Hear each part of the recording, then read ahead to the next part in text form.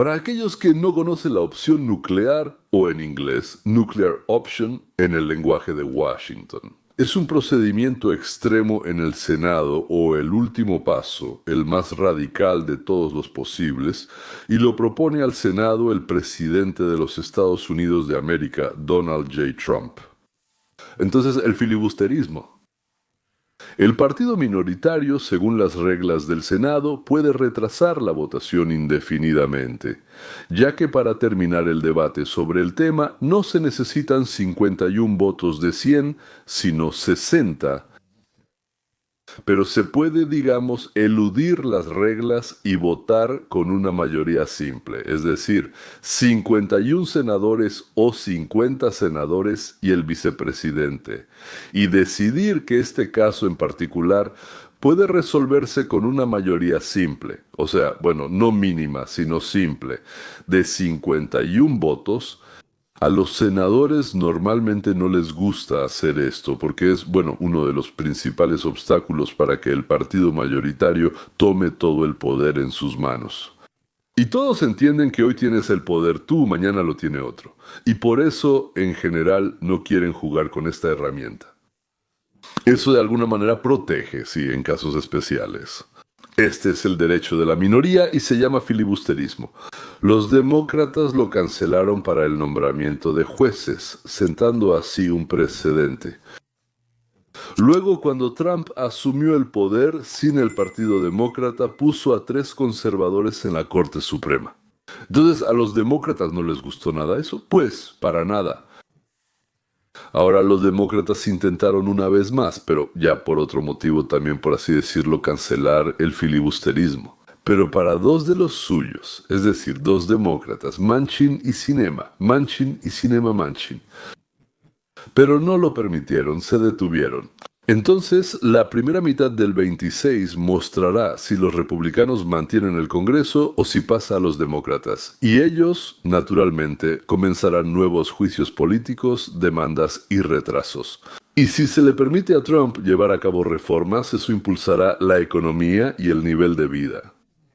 Y bueno, los senadores demócratas no lo permiten, hacen todo lo posible por detenerlo y obstaculizarlo. Y Trump quiere eliminar el filibusterismo para poder implementar ciertas reformas. Porque, bueno, Sinema y Manchin están empujando al Senado hacia eso. Dicen que los demócratas ya lo hicieron 2 veces y probablemente lo harán una tercera.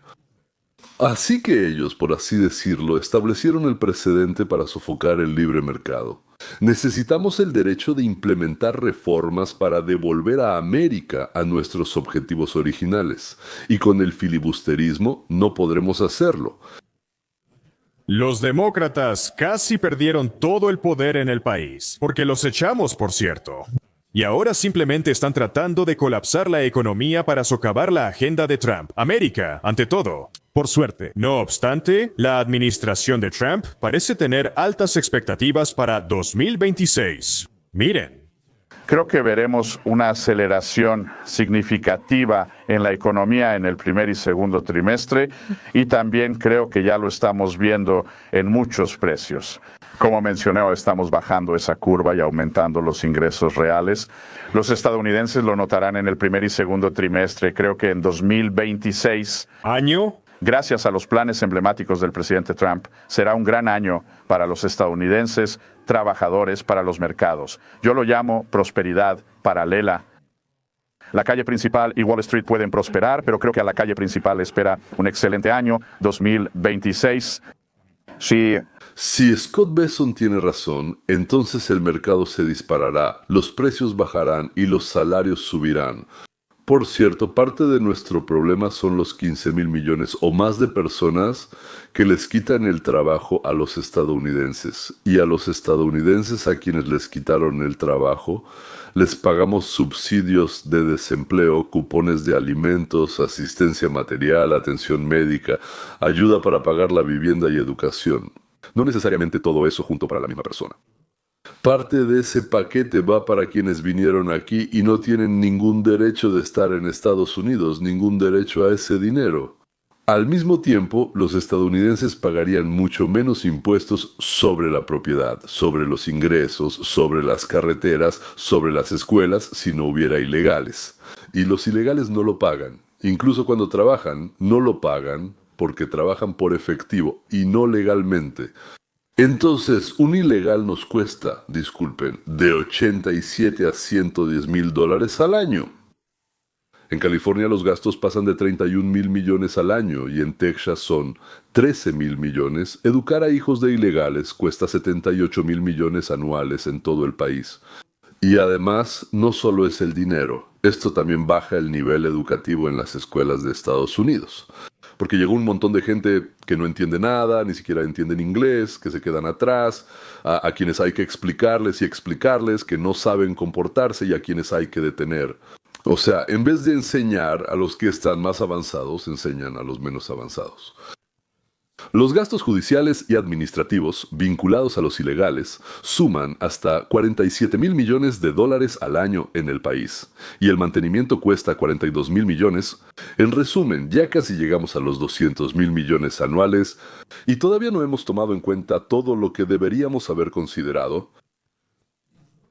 Deshacerse de los ilegales, en otras palabras, también es una tarea financiera.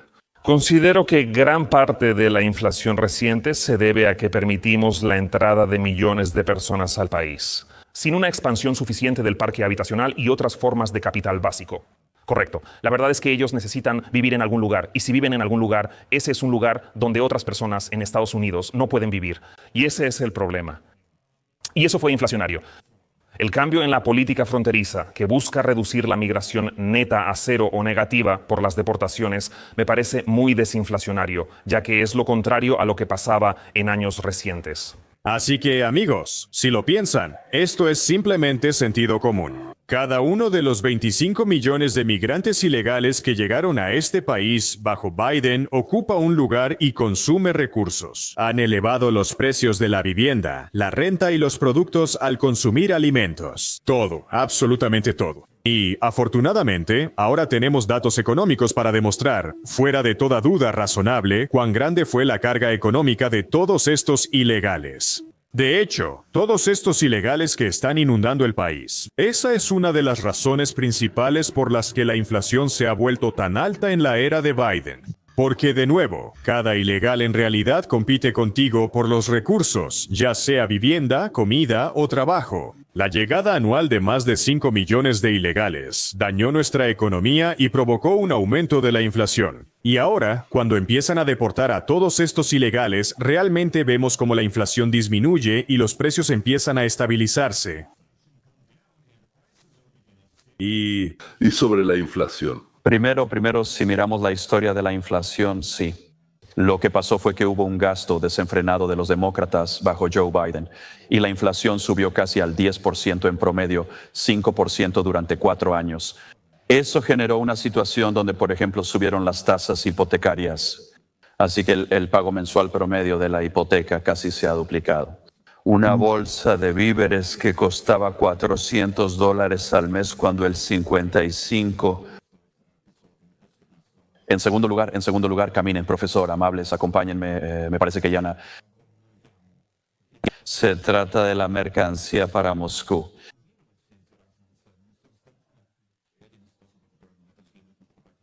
Entendemos eso.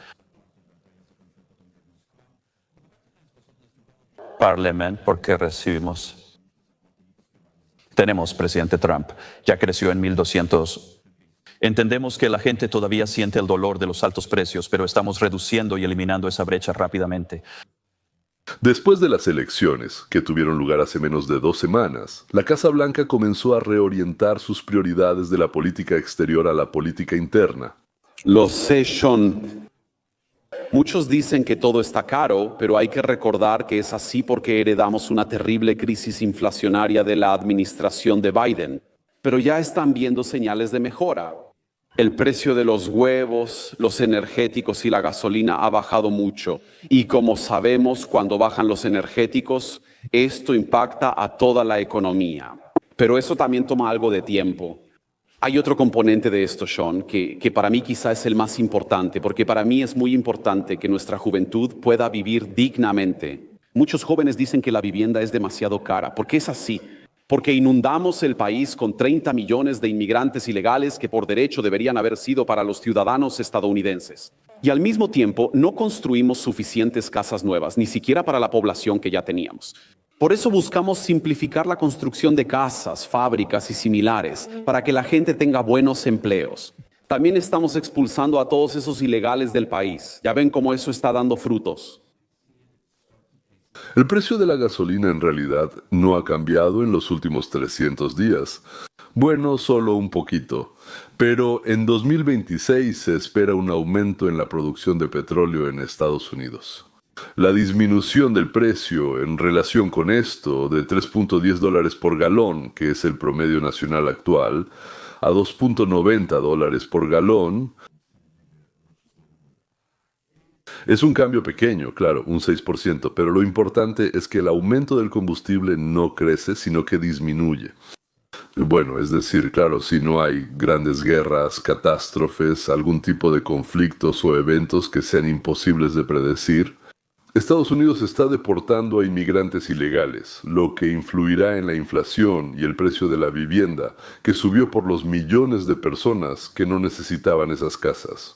Si sumamos quienes salieron del país por Oficina de Aduanas y Protección Fronteriza de Estados Unidos Home, quienes se fueron voluntariamente y los que deportamos, son más de 2 millones de personas. Desde que la administración de Trump llegó a la Casa Blanca, esta es una cifra increíble y récord de personas que estaban aquí ilegalmente y que ahora han abandonado el país. Y si consideramos las consecuencias, la cantidad de recursos liberados para enfocarse en los ciudadanos estadounidenses es impresionante. Ese es el buen trabajo que pudo hacer el presidente Trump. Yo diría que para finales de este año, el número de personas detenidas, arrestadas y deportadas superará las 650,000 y a ellas se sumarán muchos que regresan voluntariamente a casa. A los criminales los arrestamos y los deportamos. Y las personas que vinieron a trabajar pero no pueden encontrar trabajo, se registran y reciben de Estados Unidos $1,000 como ayuda. Es decir, pagamos $1,000 solo por el hecho de que la persona se vaya de aquí. Y los boletos. En general los traen aquí en autobuses o aviones y ellos se van. Como se fueron solos y no los expulsamos, no gastamos tiempo ni dinero allí. Sí, ellos obtienen el derecho de solicitar venir y si necesitamos trabajadores, ellos, por así decirlo, entrarán aquí. El país los dejará entrar, señores. En el siguiente video les contaré sobre la nueva revolución mexicana que encendió Trump sin tener la intención de influir en la política interna de los vecinos, por supuesto. Bueno, así como con Canadá al iniciar el proceso de separación de 2 provincias de Canadá, como con los partidos europeos y de derecha, dándoles fuerza y determinación, así también en México. Decenas de miles de jóvenes, esta generación ZI como la llaman, salió a las calles. En la capital y otras ciudades importantes exigieron que el gobierno aceptara. Pero la propuesta de Trump de limpiar el país de los cárteles juntos antes no tenía ni la más mínima esperanza, pero Trump se la dio. También, bueno, como en mi época, si les conté, ustedes probablemente saben, entonces por ahí de 1973, 1974, salieron al extranjero alrededor de 50,000 ciudadanos de Rusia, bajo, por así decirlo, el acuerdo de Kissinger fue así. Bueno, ahí sacaban principalmente a judíos, alemanes, un poco de polacos, a cambio de 1 millón de toneladas de grano que la Unión Soviética debía encontrar en algún lado. Porque simplemente empezaba el hambre. Tras la partida de estas personas, pronto comenzó a decirse en el país que existía una salida. Y cuando no hay salida, nadie hace nada, pero cuando hay una salida, aunque sea un porcentaje muy pequeño, de todos modos hay una opción. Y así empezó todo. Hay una oportunidad de libertad, y eso tuvo un impacto en la Unión Soviética. Bueno, si no hubiera otras razones o motivos, por supuesto. Por sí solo no, pero varios juntos forman lo que aquí llamamos olla de presión. Es decir, empezó una presión interna así. Una luz lejana al final del túnel, pero hay luz, y así la juventud mexicana ve esa luz al final del túnel, como si se hubiera roto algo. La siguiente transmisión será sobre esto en Fenomenal. Esto ya no es un solo evento, es una serie de sucesos que ocurren con nuestro vecino del sur. Si quieren recibir contenido de calidad, suscríbanse y activen la campanita. La puerta de la información está abierta, se abrirá, estará abierta, y juntos aprenderemos mucho más sobre el mundo que solo siendo espectadores de las noticias. O, como se dice, cabalgando sobre las olas de Internet. Hasta pronto.